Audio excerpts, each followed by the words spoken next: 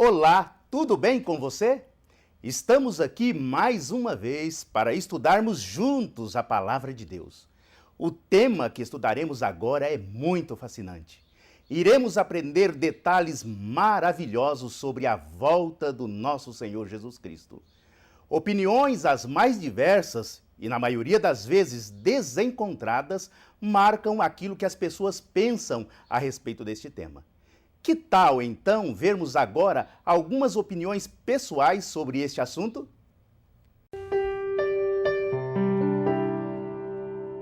Você já ouviu dizer que Jesus voltaria em 1844 ou já veio em 1914?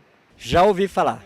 E não só nessa data, mas já houve, várias datas que marcaram a vinda de Jesus Cristo. Algumas pessoas ficaram decepcionadas porque marcaram a data de vir e não veio. Outros, disseram que ele já veio.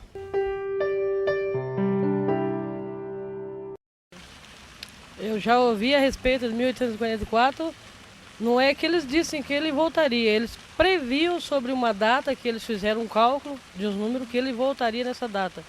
Mas acontece que isso não era o que aconteceu, Não se cumpriram, porque eles entenderam errado aquilo que Jesus estava ensinando para eles. Você já ouviu dizer que a 1000 chegará, mas de 2000 não passará? Eu já ouvi muitas pessoas dizer assim, não, porque está escrito na Bíblia que 2000 anos chegará, mas não passará. Mas não tem isso escrito na Bíblia. Já. Eu acredito que seja por aquela profecia de Nostradamus lá, ele dizia que aconteceriam coisas no mundo, que ia ter terremoto, fome, peste, e ele chegou à conclusão que acabaria o mundo em 2000. Você viu que muitas pessoas no tempo presente pensam a respeito da volta do Senhor Jesus. As opiniões são muito divergentes e no passado não foi diferente. Existiram muitos líderes religiosos que afirmaram que Jesus viria em uma determinada data. Um desses grupos preconizou a volta de Jesus Cristo para o ano de 1844. Outro grupo afirma que a volta de Jesus Cristo já se deu no ano de 1914. Na atualidade, existem aqueles que afirmam que o Cristo já está entre nós. Quem, afinal, está com a razão? Para descobrirmos a verdade sobre este tema, faz-se necessário estudarmos a fonte da verdade, a Palavra de Deus. É ela que nos fornecerá informações preciosas para conhecermos o tempo da volta de Jesus e a forma como ela se dará. Vamos então ao estudo da Palavra de Deus com o pastor Ayrton Corrêa, que abordará o tema A Volta de Jesus Cristo. Graças a Deus por estarmos juntos mais uma vez para estudarmos a Palavra de Deus. Hoje, teremos a oportunidade de ver algo sobre o momento mais esperado da humanidade, o advento de Jesus Cristo. Falando nisto, que afirmação foi feita por um dos profetas sobre a volta de Jesus? No livro do profeta Isaías, capítulo 25, versículos 8 e 9, lemos: Aniquilará a morte para sempre, e assim enxugará o Senhor Jeová as lágrimas de todos os rostos, e tirará o opróbrio do seu povo de toda a terra, porque o Senhor o disse. E naquele dia se dirá: eis que este é o nosso Deus, a quem aguardávamos, e ele nos salvará. Este é o Senhor, a quem aguardávamos. Na sua salvação gozaremos e nos alegraremos.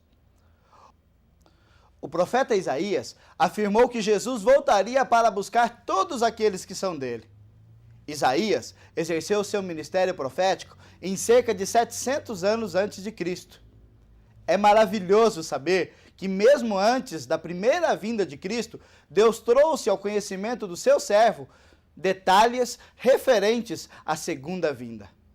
A palavra opróbrio significa desprezo, vergonha, extrema desonra, injúria.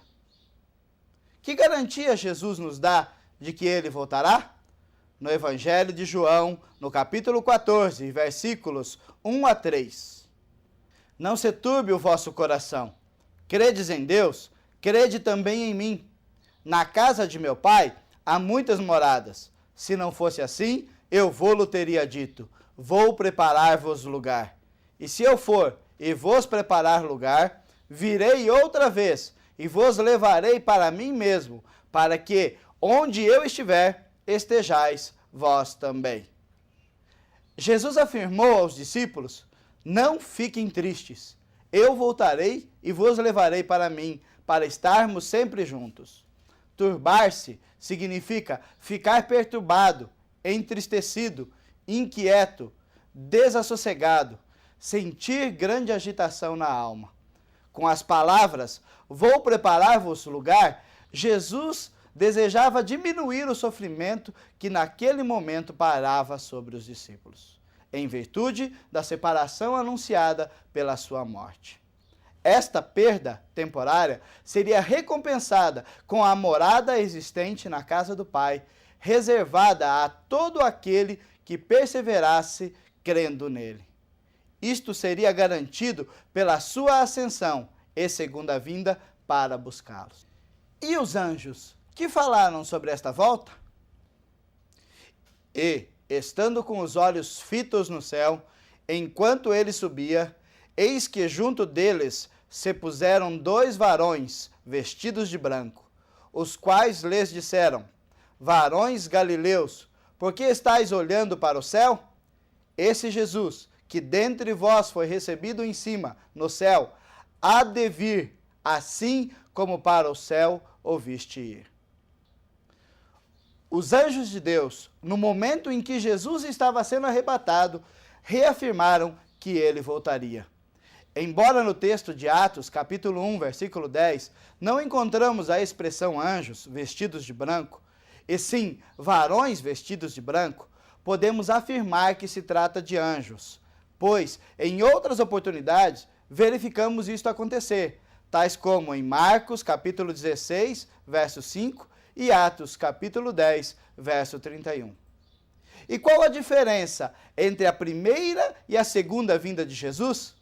Na carta aos Hebreus, no capítulo 9, versículo 28, nos afirma: assim também Cristo, oferecendo-se uma vez para tirar os pecados de muitos, aparecerá segunda vez, sem pecado, aos que o esperam para a salvação. A primeira vinda de Jesus foi para perdoar os pecados de muitos, e a segunda vinda será para recompensá-los para a salvação. Aparecerá segunda vez sem pecado. Significa que não mais virá como homem para assumir o pecado da humanidade. Isto ocorreu em sua primeira vinda, quando ele, mesmo sem ter cometido pecado, teve em seu corpo as marcas do pecado. Como exemplo, temos que ele sentiu dor, tristeza e morte. A segunda vinda será diferente. Virá como Deus para recompensar os justos para a salvação. Além disto, qual o objetivo da volta de Jesus? No Evangelho de Mateus, capítulo 25, versículos 31 a 34, Jesus Cristo nos fala: e quando o Filho do Homem vier em sua glória, e todos os santos anjos com ele, então se assentará no trono da sua glória, e todas as nações serão reunidas diante dele, e apartará uns dos outros, como o pastor aparta dos bodes as ovelhas. E porá as ovelhas à sua direita, mas os bodes à esquerda. Então dirá o rei aos que estiverem à sua direita: vinde benditos do meu Pai, possuí por herança o reino que vos está preparado desde a fundação do mundo. Jesus virá para estabelecer o seu reino, separando os ímpios para o juízo eterno e para recompensar os salvos, arrebatando-os para o céu e entregando-lhes tudo o que tinha prometido. Com frequência, nos campos da Palestina, as ovelhas e os bodes pastavam juntos, mas até mesmo de longe podiam ser distinguidos entre si, devido às suas cores branca e preta, respectivamente. Os bodes são destruidores, pois devastam os campos e as relvas, e até mesmo extinguem muitas espécies de árvores e arbustos, deixando as colinas inteiramente desnudas de vegetação. O pastor separava as duas espécies de animais, postando-se à porta do curral. Com um toque nas ovelhas, fazia-as dirigir-se para a direita e, pela mesma ação, fazia os bodes dirigir-se para a esquerda. O simbolismo dos bodes, como representação de indivíduos ou nações ímpias, é um simbolismo instrutivo, posto que os antigos geralmente consideravam o bode um animal quase tão inútil quanto destruidor. As ovelhas simbolizavam os salvos, que ouvem a voz do sumo pastor Jesus Cristo e o seguem. Vamos ver agora alguns sinais que precederão a volta de Jesus. No Evangelho de Mateus, capítulo 24 e versículo 14, e na primeira carta aos Tessalonicenses, capítulo 5 e versículos 2 e 3, lemos: E este Evangelho do reino será pregado em todo o mundo, em testemunho a todas as gentes, e então virá o fim. Porque vós mesmos sabeis muito bem que o dia do Senhor virá como ladrão de noite. Pois que, quando disserem a paz e segurança, então lhes sobrevirá repentina destruição, como as dores de parto àquela que está grávida, e de modo nenhum escaparão. Alguns dos sinais que precedem a volta de Cristo são a pregação do Evangelho do Reino em todo o mundo e a sensação de paz e segurança por parte dos políticos e religiosos. Jesus Cristo, no sermão profético, descrito no Evangelho de Mateus, capítulo 24, faz referência a outros acontecimentos de grandes proporções, que viriam a se constituir sinais claros, que serviriam como prenúncios da sua vinda. Dentre os vários sinais, ele cita terremoto, escurecimento do sol e queda das estrelas. Vejamos o cumprimento dessas profecias no transcorrer da história. Terremotos. Desde longa data, a história registra alguns terremotos. Entretanto, o terremoto de Lisboa, que aconteceu no ano de 1755, causou grande perplexidade devido às suas consequências. Naquela tragédia, cerca de 30 mil pessoas perderam a vida e quase toda a cidade foi destruída. Escurecimento do sol. Em 19 de maio de 1780, ocorreu este acontecimento descrito pelo Senhor Jesus, de tal forma que, segundo testemunhos levantados na época, as pessoas não conseguiam enxergar sequer uma folha branca de papel a poucos centímetros dos olhos. Queda das estrelas. Em 13 de novembro de 1833, ocorreu grande queda de estrelas que foi testemunhada por fazendeiros da Carolina do Sul, nos Estados Unidos. Além destes, temos ainda outros sinais apontados por Jesus em seu sermão profético, escritas no capítulo 24. Muitos que viriam dizendo ser o Cristo, versículo 5. Guerras e rumores de guerra, versículo 6. Pestes, versículo 7. Traições, versículo 10. Surgiriam falsos profetas, versículo 11.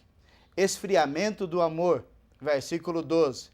Indiferença e falta de vigilância, versículos 38 e 39.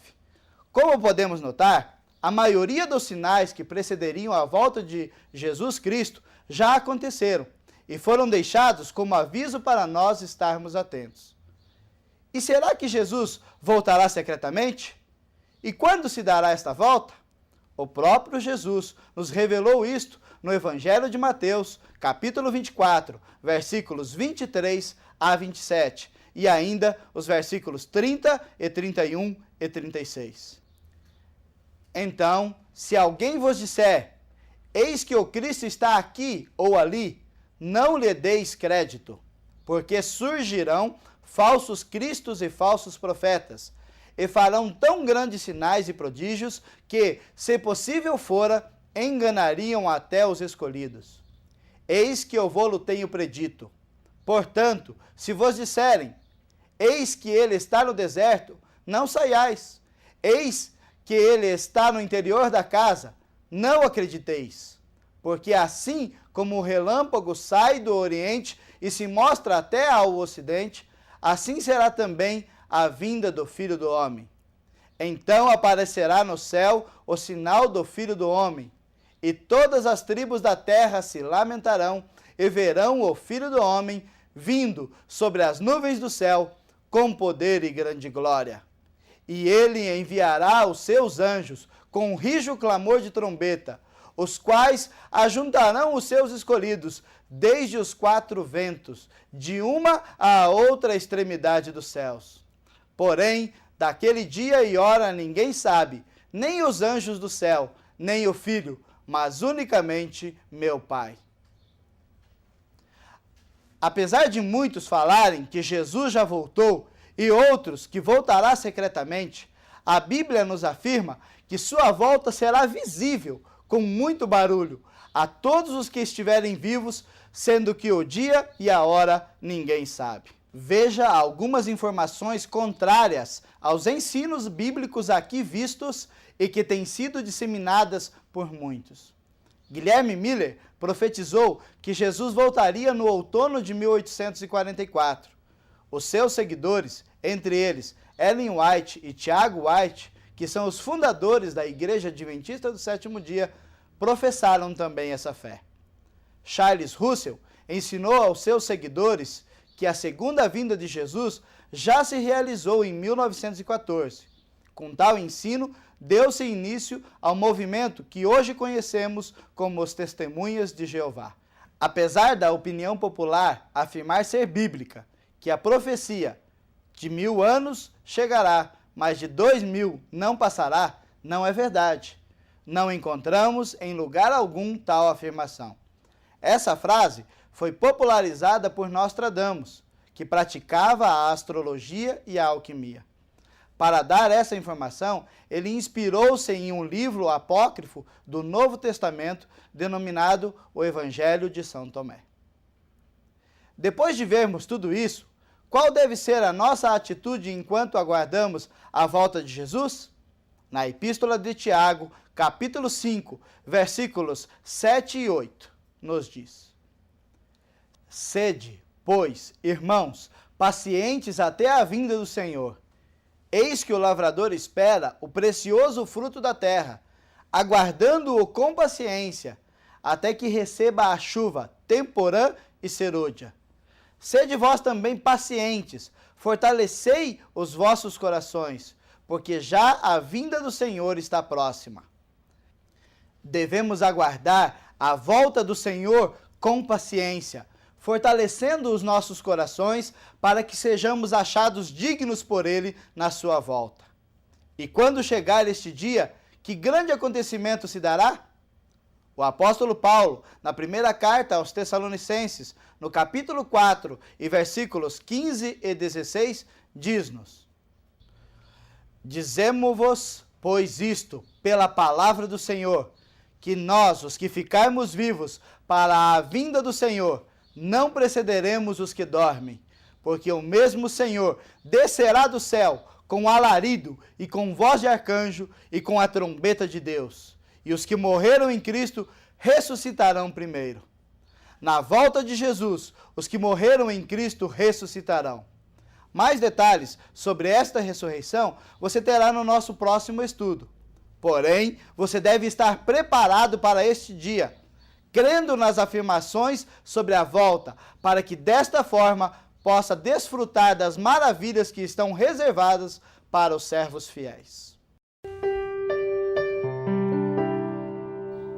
Vimos nesta lição que Jesus voltará para recompensar com vida eterna a todos que permanecem nele. A sua volta, com toda certeza, se dará de forma visível em um dia que só Deus conhece. Por isso, precisamos perseverar com paciência, fortalecendo os nossos corações, desejando ardentemente aquele dia. Diante de tudo que você aprendeu, você está pronto a colocar a volta de Jesus Cristo como alvo a ser alcançado em sua vida? Você está disposto a assumir o compromisso de se preparar para esse glorioso dia, a fim de que não seja surpreendido pela volta de Jesus Cristo? Se você está respondendo positivamente a essas perguntas, eu desafio você a fazer, junto com o pastor Ayrton Corrêa, a sua decisão. Creio que Jesus Cristo voltará para me buscar. Quero estar preparado para este encontro. Vamos orar juntos? Pai, nós nos colocamos na Tua presença, agradecidos pelo estudo de hoje, pois podemos ver, Senhor, que Tu estará enviando Jesus Cristo para nos buscar. Nós te agradecemos, porque Jesus vai voltar, e nós teremos a oportunidade de, neste dia, receber tudo o que o Senhor tem preparado para nós. Quero pedir que, em nome de Jesus, Tu estejas abençoando a cada um, para que possamos fazer a nossa parte e estarmos preparados para esse encontro. Em nome de Jesus. Amém.